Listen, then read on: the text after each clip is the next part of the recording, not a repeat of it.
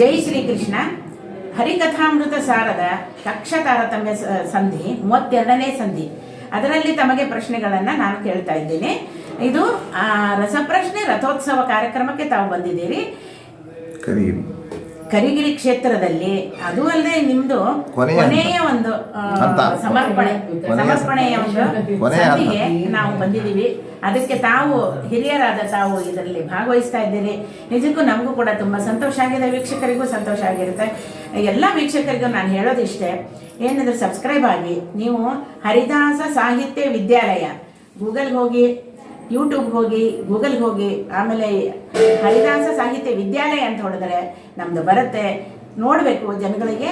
ನಿಮಗೆ like ಆಗಿದ್ದನ್ನೆಲ್ಲ likes ಕೊಡಿ. ಎಲ್ಲ ಏನಂದ್ರೆ ನೀವು ಕೂಡ ಬಂದು ಭಾಗವಹಿಸಿ. ಓಕೆ, ನಾವು ಈಗ ಪ್ರಶ್ನೆಗೆ ಬರೋಣ. ತಮ್ಮ ಹೆಸರನ್ನು ಜೋರಾಗಿ ಹೇಳಿ. ನನ್ನ ಹೆಸರು ಪದ್ಮಾ ಭೀಮರಾವ್ ಅಂತ. ನಾವು ಚಿತ್ರದುರ್ಗದಿಂದ ಬಂದಿದ್ದೀವಿ. ಹೀಗೆ ಯಾವ ಒಂದು ನಿಮಿತ್ತವಾಗಿ ಬಂದಿದ್ದೀರಿ ಅಂತ ಕೇಳ್ಬೋದಾ? ನಮ್ಮ ಮೊಮ್ಮಗನ ಜಾವಳ ಕಾರ್ಯಕ್ರಮಕ್ಕೋಸ್ಕರ ಕರಿಗಿರಿ ಕ್ಷೇತ್ರಕ್ಕೆ ಮರಿ ಮೊಮ್ಮಗನ ಚಪ್ಪಾಳೆ. ಅಂದರೆ ಈ ಒಂದು ಶುಭ ಕಾರ್ಯದಲ್ಲಿ ಏನಂದ್ರೆ ಎಲ್ಲ ಹೇಳ್ತಾರೆ. ಏನಂದ್ರೆ ಪರಮಾತ್ಮನಿಗೆ ಯಾವಾಗಲೂ ನಾವು ಕೇಳ್ಕೊತಾ ಇರ್ತೀವಿ, ಲೌಕಿಕವ ಬಿಡಿಸದಿದ್ದರೆ ನಿನಗೆ ಆಣೆ ಎನಗೂ ಆಣೆ. ಇಲ್ಲಿ ಏನು ಅಂದರೆ ನೀವೆಲ್ಲೇ ಹೋದ್ರೆ ಪರಮಾತ್ಮನನ್ನು ನಾವು ಯಾವಾಗ ಮರೆಯೋದಿಲ್ವೋ ಅದು ಲೌಕಿಕ ಆಗೋದಿಲ್ಲ, ಪಾರಮಾರ್ಥಿಕನೇ ಆಗ್ಬಿಡುತ್ತೆ ಅಲ್ವಾ? ಆ ರೀತಿ ತಾವು ಮಾಡ್ಕೊಂಡು ಬರ್ತಾ ಇದ್ದೀರಿ. ಮರಿಮಗುದ ಜಾವಳ ಮಾಡ್ತಾ ಇದ್ದೀರಿ. ಅಂಥ ಒಂದು ಇಂಥ ಕ್ಷೇತ್ರದಲ್ಲಿ, ಅದು ಅಲ್ಲದೆ ಇಷ್ಟು ಸಜ್ಜನರನ್ನು ಸೇರಿಸಿ ನೀವೇನಂದ್ರೆ ಈ ಕಾರ್ಯಕ್ರಮವನ್ನು ಕೂಡ ನಡೆಸ್ಕೊಡ್ತಾ ಇದ್ದೀರಿ. ತಮಗೆ ಧನ್ಯವಾದಗಳು. ಮೊದಲನೇ ಪ್ರಶ್ನೆ ತಮಗೆ, ಕಕ್ಷ ತಾರತಮ್ಯದಲ್ಲಿ ಪರಮಾತ್ಮನು ಯಾವೆಲ್ಲ ಗುಣಗಳಿಂದ ಪೂರ್ಣನು? ಪರಮಾತ್ಮನು ಯಾವೆಲ್ಲ ಗುಣಗಳಿಂದ ಪೂರ್ಣನು? ಜ್ಞಾನ, ಆನಂದ, ಬಲ, ಐಶ್ವರ್ಯ ಇತ್ಯಾದಿ ಗುಣಗಳಿಂದ ಪೂರ್ಣನಾಗಿದ್ದಾನೆ. ಇನ್ನೊಂದ್ಸಲಿಕ್ಕೆ ಹೇಳ್ತೀರಾ? ಜ್ಞಾನ, ಬಲ, ಆನಂದ, ಐಶ್ವರ್ಯ ಇತ್ಯಾದಿ ಗುಣಗಳಿಂದ ಪೂರ್ಣನಾಗಿದ್ದಾನೆ. ಸರಿಯಾದ ಉತ್ತರ. ಪರಮಾತ್ಮ ನೋಡೆ ಲಾವಣ್ಯದಲ್ಲಿ ನೋಡೆ ಲೋಕಮೋಹಕನಯ್ಯ, ಆವ ಧೈರ್ಯದಿ ನೋಡೆ ಅಸುರಾಂತಕ, ಈ ಪರಿಯ ಸೊಬಗಾವ ದೇವರೊಳು ನಾಕಾಣೆ, ಗೋಪಿ ಜನಪ್ರಿಯ ಗೋಪಾಲಗಲ್ಲದೆ. ಏನಂದ್ರೆ ಇಲ್ಲಿ ಎಲ್ಲ ಗುಣಗಳು ಇದಿದೆ, ಅದಿಲ್ಲ ಅಂತಿಲ್ಲ. ಎಲ್ಲ ಗುಣಗಳಿಂದ, ಎಲ್ಲ ಒಳ್ಳೆ ಗುಣಗಳಿಂದ ಪೂರ್ಣನಾಗಿದ್ದಾನೆ. ದೋಷ ಇಲ್ಲ ಅಲ್ವಾ? ದೋಷ ವಿವರ್ಜಿತನಾಗಿದ್ದಾನೆ. ಸಕಲ ಗುಣ ಪರಿಪೂರ್ಣನಾಗಿದ್ದಾನೆ ಅಂತ ಇದೆ ದಾಸರು ಹೇಳ್ಯಾರೆ. ಮುಂದಿನ ಪ್ರಶ್ನೆಗೆ ಹೋಗೋಣ. ಕಂಬುಪಾಣಿಯ ಪರಮ ಪ್ರೇಮ ನಿತಂಬಿನಿಯರು ಯಾರು? ಕಂಬುಪಾಣಿಯ ಪರಮ ಪ್ರೇಮ ನಿತಂಬಿನಿಯರು ಯಾರು? ಲಕ್ಷಣ, ಜಾಂಬವತಿ, ನೀಲ, ಭದ್ರ, ಕಾಳಿಂದಿ ಮುಂತಾದವರು. ಹೌದು, ಹೇಳಿ, ಇನ್ನೊಂದ್ಸಲಿ ಹೇಳಿ. ಲಕ್ಷಣ, ಭದ್ರ, ನೀಲ, ಕಾಳಿಂದಿ, ಜಾಂಬವತಿ ಮುಂತಾದ ಅಷ್ಟಮಹಿಷಿಯರು. ಸರಿಯಾದ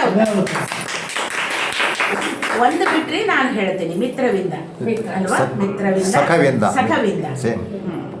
ಲಕ್ಷಣ, ಜಾಂಬುವತಿ, ಕಾಳಿಂದಿ, ನೀಲ, ಭದ್ರ ಹಾಗೂ ಮಿತ್ರವಿಂದ, ಸಖವಿಂದ ಅಂತ ಕೂಡ ಷಣ್ಮಹಿಷಿಯರು ಅಂತ ಹೇಳಿದ್ರಿ.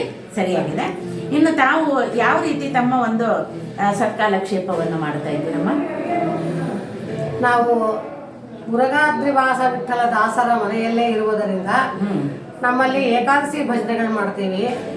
ಹಾಗೆ ಅವರದ್ದು ಆರಾಧನೆಯನ್ನು ಮಾಡ್ತೀವಿ. ಅವರ ಶಿಷ್ಯರಾದ ತಂದೆ ವೆಂಕಟೇಶ ವಿಠಲರ ಆರಾಧನೆಯನ್ನು ನಮ್ಮನೆಯಲ್ಲೇ ಮಾಡ್ತೀವಿ. ಹೀಗಾಗಿ ನಮಗೆ ಮಂಡ್ಯ ದಾಸರಿಂದ ಒಂದು ಅಂಕಿತ ಪ್ರದಾನ ಆಗಿರೋದ್ರಿಂದ ಬಾಲಗೋಪಾಲ ವಿಠಲ ಅಂತ ಕೆಲವು ಬುದ್ಧಿಗೆ ತೋರಿದಷ್ಟು ದೇವನಾಮಗಳು ಕೂಡ ರಚನೆಯಾಗಿವೆ.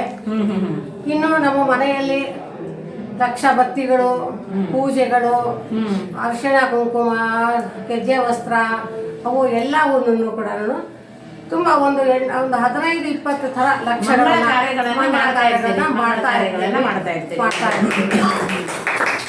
ಅಂದ್ರೆ ನೀವು ಸುಮ್ಮನೆ ಇಷ್ಟು ಒಂದು ಕಾಲಗಳಲ್ಲಿ ಬೇಕಾದಷ್ಟು ನೀವು ಒಳ್ಳೆ ಪುಣ್ಯ ಕಾರ್ಯಗಳನ್ನು ಮಾಡಿದ್ದೀರ ಅಲ್ವಾ? ಅದನ್ನೆಲ್ಲ ಸಮರ್ಪಣೆ ಮಾಡ್ಲಿಕ್ಕೆ ಇವಾಗ ಕರಿಗಿರಿ ಕ್ಷೇತ್ರದಲ್ಲಿ ಸಮರ್ಪಣೆಯನ್ನ ಮಾಡ್ತಾ ಇದ್ದೀರಿ.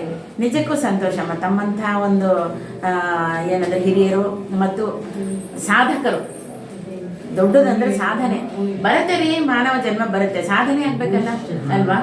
ಸಾಧನ ಶರೀರವಿದು ನೀ ದಯದಿ ಕೊಟ್ಟದ್ದು ಸಾಧಾರಣವಲ್ಲವೋ ಸಾಧು ಪ್ರಿಯನೇ ಅಂತ ಹೇಳಿ ಇರುವಾಗ ನಾವು ಎಷ್ಟಾಗುತ್ತೋ ಅಷ್ಟು ಇಂಥ ಜನ್ಮ ಬಂದಾಗ ಮಾನವ ಜನ್ಮ ದೊಡ್ಡದು, ಇದನ್ನು ಹಾನಿ ಮಾಡಲು ಬೇಡಿ ಹುಚ್ಚಪ್ಪಗಳಿರ ಅಂತ ಹೇಳ್ದಂಗೆ ನಾವು ಈ ಸಾಧನೆಯನ್ನು ಮಾಡ್ಕೊಂಡು ಹೋಗೋದೇ ದೊಡ್ಡದು ಅಂತ ಹೇಳಿ ನಾವು ಈ ಒಂದು ಇದರಲ್ಲಿ ಇದ್ದೀರಿ.